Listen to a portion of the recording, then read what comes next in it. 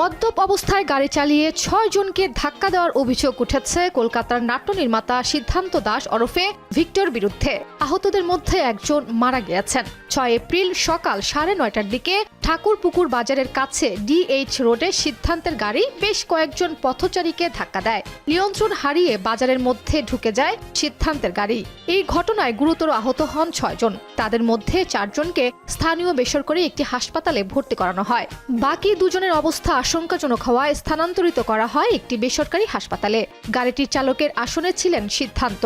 আশঙ্কাজনক ২ জনের মধ্যে একজন মারা গেছেন। তারপরেই গ্রেফতার করে ৭ এপ্রিল সকালে তাকে আদালতে প্রেরণ করা হয়। নতুন কাজ উদযাপনের জন্যই পানশালায় গিয়েছিলেন সিদ্ধান্ত সহ বেশ কয়েকজন তারকা।